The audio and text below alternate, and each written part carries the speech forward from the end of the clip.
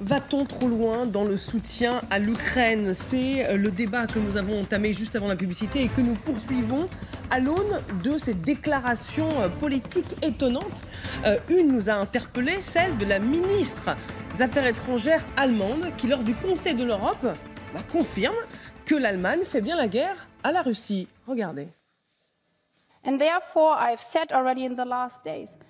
J'ai déjà dit ces derniers jours, oui, nous devons faire plus pour défendre l'Ukraine. Oui, nous devons en faire plus également en ce qui concerne les chars. Mais le plus important et le plus crucial, c'est que nous le fassions ensemble et que nous ne jouions pas au jeu des reproches en Europe, car nous menons une guerre contre la Russie et non les uns contre les autres. Nous menons une guerre contre la Russie. Est-ce qu'elle était consciente du poids de ces mots ? C'est manifestement une énorme gaffe diplomatique parce que la guerre contre la Russie, c'est exactement ce que tous les Occidentaux veulent empêcher. Ils ne cessent de répéter qu'ils ne sont pas co-belligérants et que s'il y a des livraisons d'armes, c'est uniquement pour aider l'Ukraine à se défendre. Donc cette déclaration-là est en train de provoquer un véritable malaise.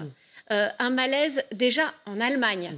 Parce que Olaf Scholz, on a vu toutes les hésitations, la prudence qu'il avait mise lorsqu'il a décidé, après quand même beaucoup de tergiversations, à livrer ces fameux chars Léopard à l'Ukraine, justement par peur d'être considéré comme un belligérant à part entière. Et voilà sa ministre qui dit nous sommes en guerre contre la Russie.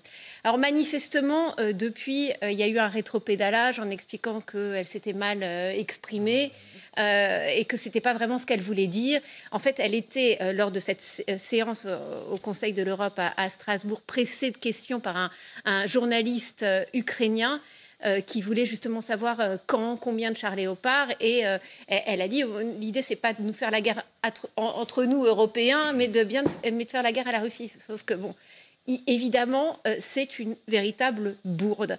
Et d'ailleurs, à la CDU, par exemple à droite, il y a beaucoup de réactions en disant prudence, c'est pas du tout notre appréciation. Il y a beaucoup de réactions en Europe en ce moment qui disent mais non, il n'est pas question de faire la guerre à la Russie. Au Quai d'Orsay, il faut bien voir que, par exemple, il y a quelques jours, il y a 2 jours, la porte-parole du Quai d'Orsay nous disait clairement, nous répondons très clairement que nous ne sommes pas en guerre avec la Russie et aucun partenaire ne l'est. Nous donnons juste des équipements militaires dans le cadre de l'exercice de la légitime défense. Donc, il faut bien comprendre que ce que dit là Annalena Baerbock est en totale contradiction avec la ligne occidentale et que tout ça, immédiatement, a été utilisé par la propagande russe pour dire, vous voyez bien, en fait, c'est bien derrière l'Ukraine, c'est bien l'Occident qui nous fait la guerre. Ça démontre qu'il faut toujours être extrêmement prudent parce qu'il y a sous ces grands titres, Troisième Guerre mondiale, engrenage, dont vous parliez tout à l'heure en citant ces responsables politiques français. Et donc, derrière tout ça, il y a aussi l'idée peut-être de mieux informer le public parce que derrière tout ça, il y a quand même l'opinion. Nous sommes des pays tout à fait démocratiques. En plus, en Allemagne, c'est une coalition de plusieurs partis. On va rappeler que la ministre des Affaires étrangères est du parti vert, écologiste, et des nuances par rapport à la position du SPD, notamment la gauche du SPD, donc le parti de M. Scholz, qui a quand même marqué pas mal de réticence quant à l'envoi de ces chars Léopard. Et quant à la ministre allemande des Affaires étrangères, quand elle est interviewée par Darius Rochbain, je crois que c'était dimanche dernier, elle était aussi un peu vite quand elle a dit « mais bien sûr, on ne s'opposera pas à des demandes polonaises d'exporter des chars Léopard vers l'Ukraine ». Après, elle s'est fait un peu taper sur les doigts parce que les travaux internes en Allemagne entre l'Allemagne et les États-Unis n'étaient pas encore achevés dimanche soir. Il a fallu que ce soit au Bundestag le chancelier qui annonce les choses. Mais bon, en France, on ne connaît pas ce genre de problème parce que nous avons un système beaucoup plus vertical, pas vraiment de coalition.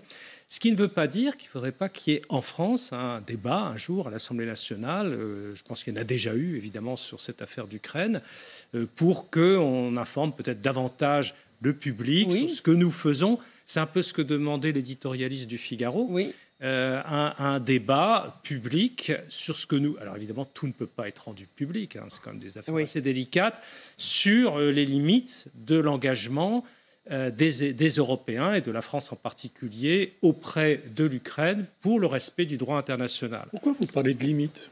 C'est très étonnant. Les limites, c'est les frontières de l'Ukraine, par exemple. Ah oui, d'accord. Et alors, il y a aussi une autre limite. Et après, il faut qu'on passe sur le terrain parce que les envoyés spéciaux en Ukraine nous attendent. Il y a juste aussi une autre toute petite limite. Là, je me réfère à ce que disait le chef d'état-major américain sur la Crimée.